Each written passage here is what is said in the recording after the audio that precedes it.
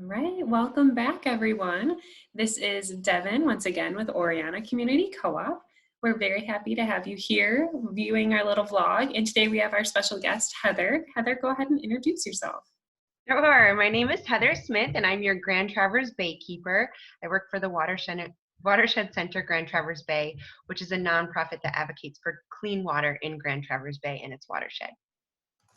I still love that title and I never get sick of it, the Baykeeper. It's such a great title. So you guys are still working, correct?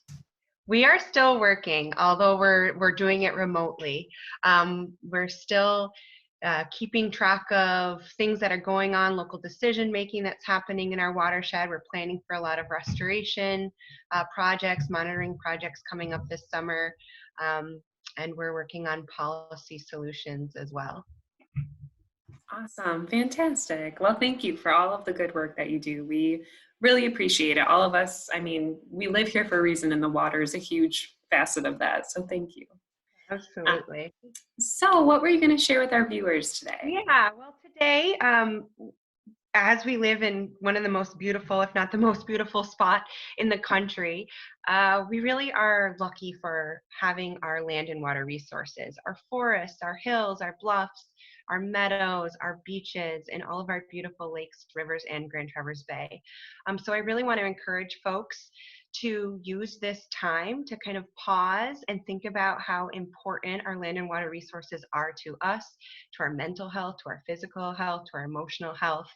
And we're really encouraging people to get outside and explore the watershed. We have a number of natural areas and hiking trails and public beaches within the Grand Traverse Bay watershed that are really important to explore during this time. We have some tips for folks that are going outside. We just want to remind folks to visit natural areas and trails during the off hours. They can get really crowded at peak times. So really plan the time that you visit carefully to avoid crowds.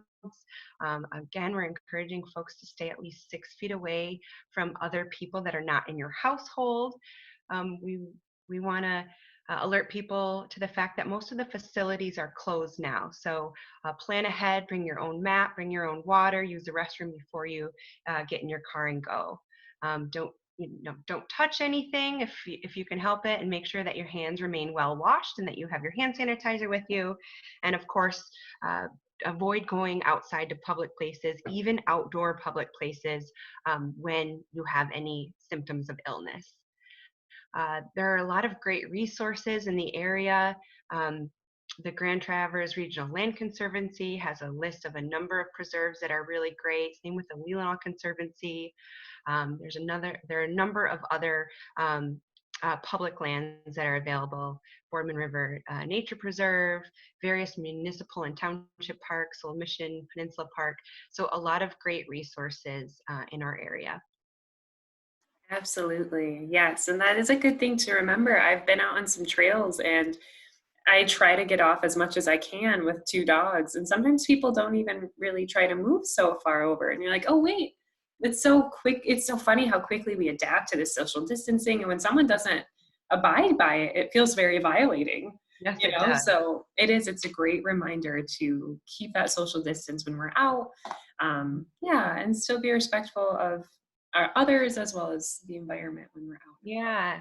Absolutely. And as the water warms and the weather warms, we know that folks are probably going to be really interested in paddling, kayaking, stand-up paddleboarding, canoeing. And so I just want to take this time to remind folks about some safe steps to protect yourself when you are out on the water. The water is still really cold. Even if we have warm days in the 60s, that water is probably at 40 degrees Fahrenheit or even colder. And in that situation, hypothermia sets in very quickly.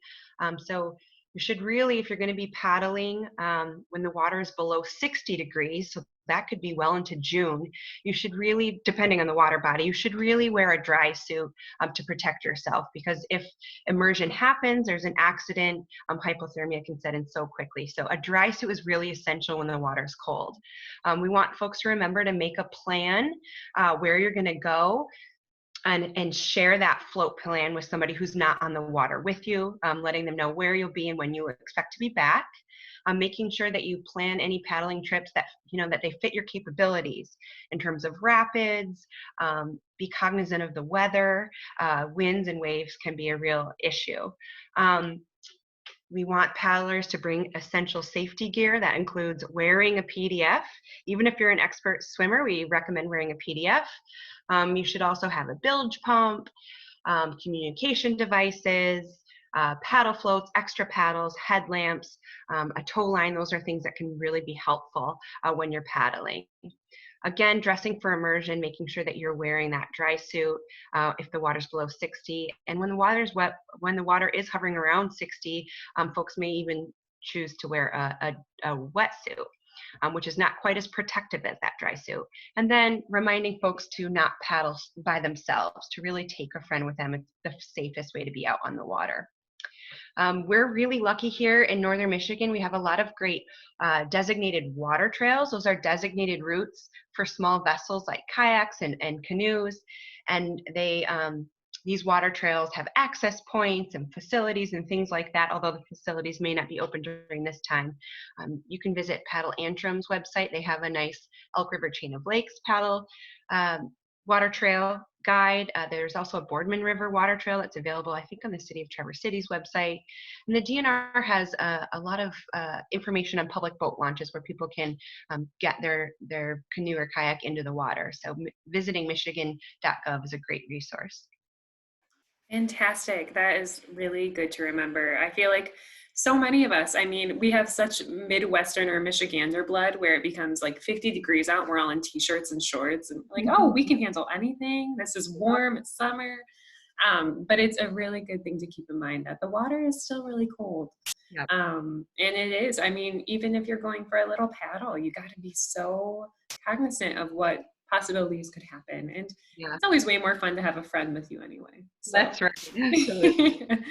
Awesome. Is there anything else you'd like to share with our audience today, Heather? Well, I just want to encourage folks to think about protecting the places that we love, these outdoor places that are giving us refuge. They're a place for reflection, or place for rejuvenation, especially in these really tough and challenging times.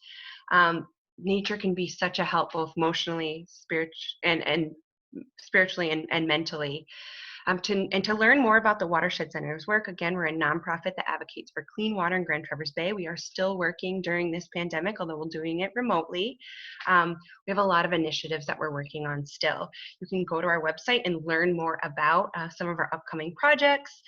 We also have a program called Watershed Warriors, which is a local citizen advocacy program. Folks can learn a lot about local land use and how decisions are made by townships and municipalities, and that program is still growing strong. We're really working on building resources and training for our watershed warriors. Our website is www.gtbay.org, so I encourage folks to learn more there, and I hope everybody gets out. Fantastic. Thank you. And I am a watershed warrior. And I, again, love those titles. You guys are just on point with those. And I've been able to write to just, some of our local county commissioners and things like that. And it really does make a difference. And it's so good to be involved in our local community that way. So thank you for all that you do, Heather. And thank you for your time. Oh, yeah, absolutely. Really being involved in local decision making will change the future of the communities that we live in. So if we want to protect our water, we certainly need to stand up. Absolutely. Thank Well, you again and stay well. all right, you too. Take care. Bye.